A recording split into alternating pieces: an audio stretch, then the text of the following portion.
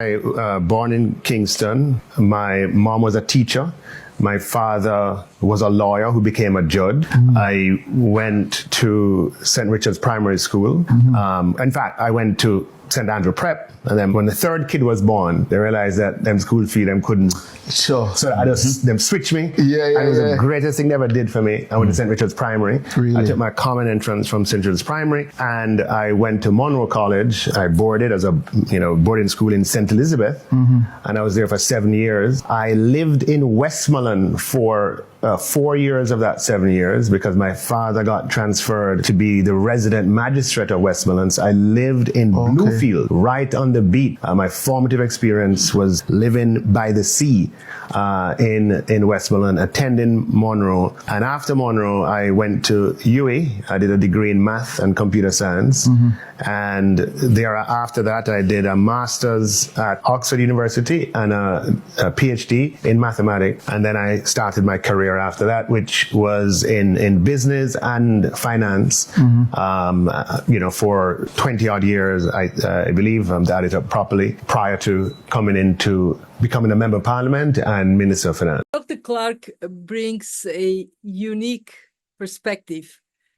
First, as a finance minister of a country that has transformed remarkably to the better over the years since he started in his position in 2018, and showing that it is possible to build strong institutions, to have a remarkably resilient economy, to overcome challenges is something that would benefit everybody in the membership, but especially countries struggling with similar challenges. He brings hands-on experience as Minister of Finance in transforming an economy from a weaker to a much stronger position in which institutions and policies provide for a good performance and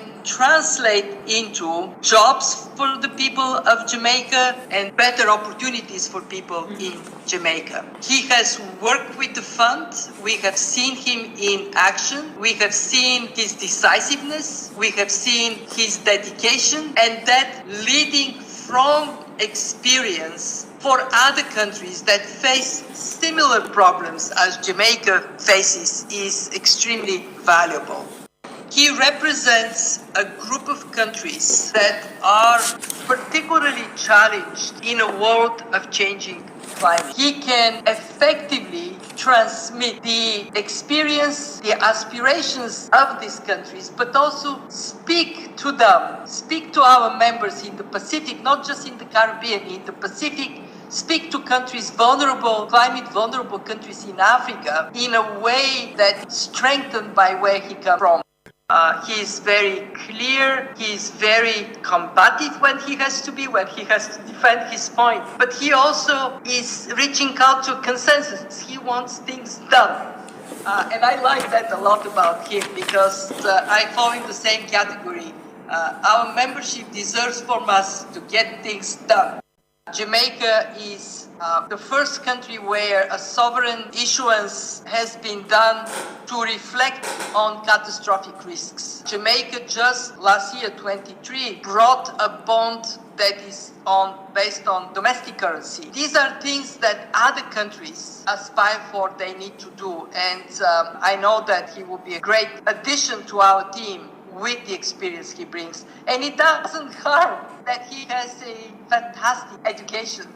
When I presented him to our board, there was a lot of positive reflection on the strength of his background in education and in experience.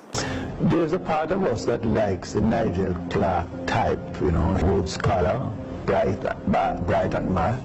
I'm not sure if he succeeded as much as you would have thought his reputation has. And he reminds me of the black Englishman of colonial times. Yes, Nigel boy, you gone global. My gosh, what a glowing recommendation by the head of the IMF. mesmerized by the resume of Dr. Nigel Clarke.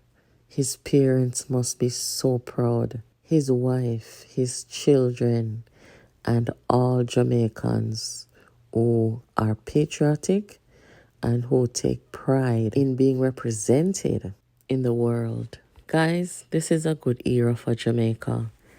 I mean, you hear Jamaica's name calling with the Vice President Kamala Harris, who is very likely to become the next president and first female president of the United States. We know her father, the economist, Professor Harris, a very well recognized college professor in the United States, former advisor to Jamaica on the economy. And now we have the son of a Jamaican again in the top spot at the IMF. Not to mention how we have shown out over the last 20 years in athletics. Guys, if Jamaica name call one more time, we become the leader of the world. That is the second highest post in the organization. Prime Minister Andrew Holness said that IMF Managing Director Kristalina Georgieva proposed Clarke's appointment. If appointed in October, Clarke will step down from both his government and parliamentary duties. Holness said he has already identified possible successors. The Prime Minister congratulated Clarke, noting that no Caribbean or Central American citizen has ever served the IMF at such a high level. Yes, Nigel, go on with the road. But guys, me know you never think me that I'll finish this video without highlighting something here. Look at what was said about Nigel by his own Jamaicans, Garnet Roper and Peter Bunting, versus what was said about him days ago and being said about him now by the head of the IMF and others, such as Prime Minister Mia Mottley and other people of importance. You see, guys, now should we go back and look at what was said about Bunting from people outside of Jamaica? Let us be reminded of what the former U.S. ambassador had to say about Peter Bunting. For those of you who don't know, please go and Google it. I don't even want to talk it here. You see these guys here, so? All they do is tear down each other and tear down other people. This is the tear down crew. The leader of the opposition doesn't even have the human decency to acknowledge what has just happened with the finance minister of Jamaica. And guess what? His partner, Peter Bunting, hasn't either. I'm going to reiterate for anybody watching this video outside of Jamaica, people who don't understand the political dynamic within the opposition. These guys don't represent the PNP. They represent a movement within, a cult within, called the Rise United movement. Because if you listen to what the former opposition leader and member of parliament, Dr. Peter Phillips, said, you will understand he represents the PNP, not these guys. They're only wearing the uniform. Tell me in the comments, guys, are you going to be following Dr. Nigel Clarke's journey at the IMF? I will. I'll be watching to see what he does, what he says. You hear what the IMF chief said?